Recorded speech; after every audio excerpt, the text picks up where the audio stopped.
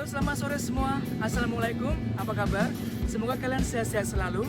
Berjumpa lagi dengan saya Dewa Luyo. Pada kesempatan kali ini saya membahas masalah bagaimana agar kita bisa membuat dan menyusun lamaran pekerjaan untuk kapal pesiar dengan baik, menarik, dan profesional. Oke, tonton video ini sampai selesai.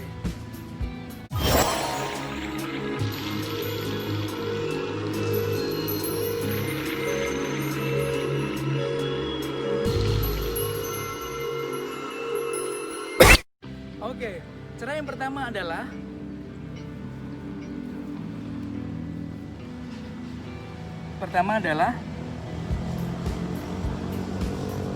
pilih agensi.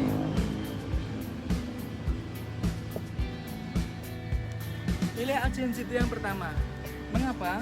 Karena sebelum kita memutuskan untuk membuat lamaran pekerjaan atau mengajukan lamaran untuk kapal pesiar, maka yang pertama adalah kita harus memilih agensi kapal pesiar dulu. Kira-kira agensi mana yang akan kita pilih untuk dilamar, atau kita mau bekerja di kapal apa, dan kemudian pilih agensinya. Karena agensi kapal pesiar di Indonesia banyak sekali, ada di setiap kota di Jakarta, di Surabaya, di Bali, di Yogyakarta, dan mungkin kota-kota lainnya. Ya, pastikan bahwa kita ambil agensi yang formal, yang resmi, jangan agensi yang membahayakan, karena itu bisa berdampak pada penipuan kamu. Oke? Dan langkah yang kedua adalah hubungi agensi ya.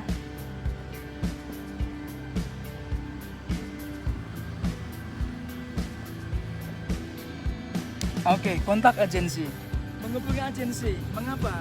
Ini sangat penting sekali bahwa setelah kita memilih agensi yang kita lamar, maka kemudian kita harus menelpon agensi untuk memastikan bahwa mereka sudah membuka lowongan pekerjaan atau belum sesuai yang akan kita lamar. Kalau seandainya mereka sudah membuka lowongan pekerjaan, maka kita pastikan bagaimana cara kita melamar. Apakah bisa lewat email, kirim lamaran lewat pos, atau kita datang langsung bawa lamaran dan langsung wawancara. Pastikan cara ini untuk mengetahui bahwa setiap agensi punya prosedur masing-masing. Seperti itu ya. Yang ketiga adalah cover letter.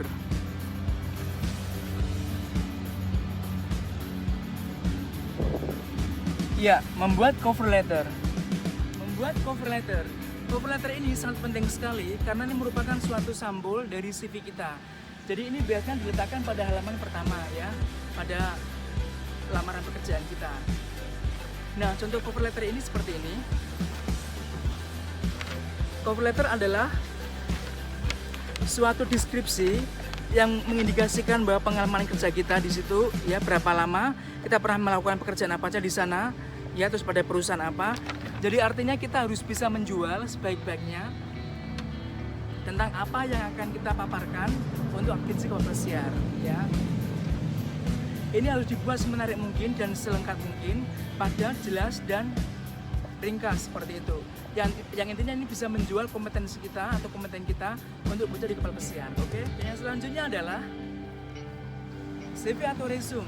Ini juga biasa dikenal dengan daftar riwayat hidup ya. Ini sangat penting sekali karena merupakan suatu essence dari inti dari lamaran pekerjaan kita.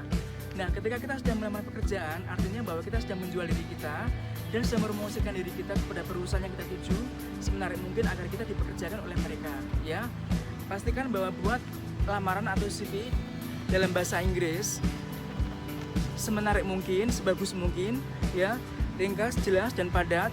Paparkan di sini pengalaman kerja kalian ya, pernah kerja di perusahaan apa saja, selama berapa tahun, pendidikannya di mana, semua harus dijelaskan dengan lengkap di sini. Jadi semakin kalian punya banyak pengalaman kerja, itu artinya semakin bagus karena kalian semakin kompeten di bidang kalian. Oke? Terus bagaimana seandainya kalian tidak terlalu paham dengan bahasa Inggris dalam pembuatan resume atau CV, kalian bisa menggunakan jasa atau bantuan orang lain untuk mengetikkan bahasa Inggris yang baik untuk resume kalian. Tapi pastikan bahwa kalian harus paham isi dari resume tersebut ya, harus mempelajarinya. Karena ketika diwawancara nanti di agensi kapal pesiar, kalian bisa sesuai jawabannya dengan resume kalian. Seperti itu ya. Dan yang berikutnya adalah ijazah terakhir. Ini sangat penting sekali. Dan mungkin kalian memiliki beberapa pendidikan dan memiliki beberapa ijazah, tapi lampirkan saja yang terakhir ya, yang ijazah terakhir. Pastikan dilampirkan bersama transkrip nilainya ya, perlu difotokopi ataupun dilegalisir dari perguruan tinggi atau sekolah tinggi kalian masing-masing. Nah, ini sangat penting sekali untuk menunjukkan bahwa seberapa tinggi pendidikan kalian dan seberapa bagus nilai kalian. Ini akan dinilai oleh perusahaan juga yang akan menerima kita nanti. Seperti itu ya. Kemudian selanjutnya adalah sertifikat atau pengalaman kerja ini itu sangat diperlukan ketika kita mau melamar pekerjaan yang baru. Jadi kalian pernah kerja di mana saja, dan pastikan kalau kalian keluar dari pekerjaan kalian harus minta sertifikat pengalaman kerja. Ini digunakan untuk bukti bahwa ketika kita melamar di perusahaan berikutnya kita memiliki bukti ini ya. Ini bisa difotokopi, dilampirkan juga pada urusan pada lampiran ini pekerjaan, dengan tujuan agar kalian punya kompeten dan pengalaman kerja yang memadai di situ ya. Yang selanjutnya adalah yang ketujuh adalah penghargaan.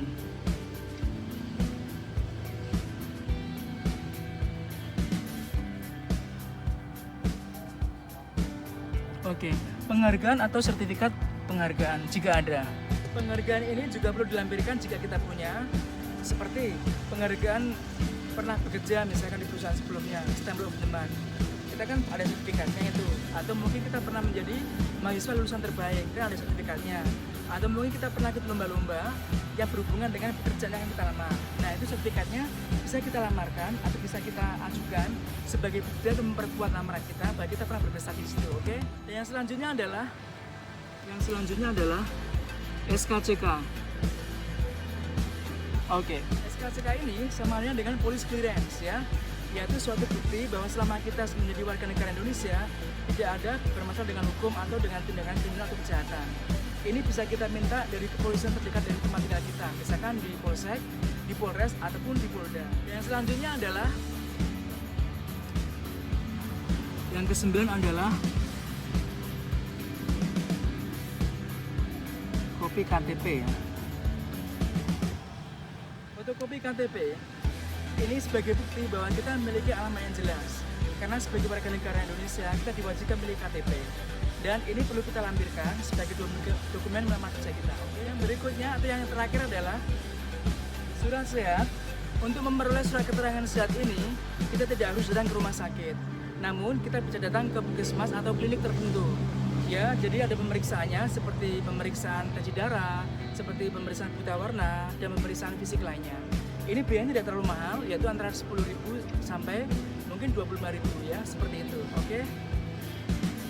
Terima kasih sekali telah menonton video saya, dan semoga informasi yang saya paparkan di sini bermanfaat bagi kalian semua, terutama bagi kalian yang sedang mencari pekerjaan untuk di kapal pesiar atau hendak melamar pekerjaan di kapal pesiar. Dan jangan lupa untuk subscribe dan like video saya, oke? Nantikan video-video saya berikutnya karena ada video yang lebih penting lagi. Sampai ketemu, oke?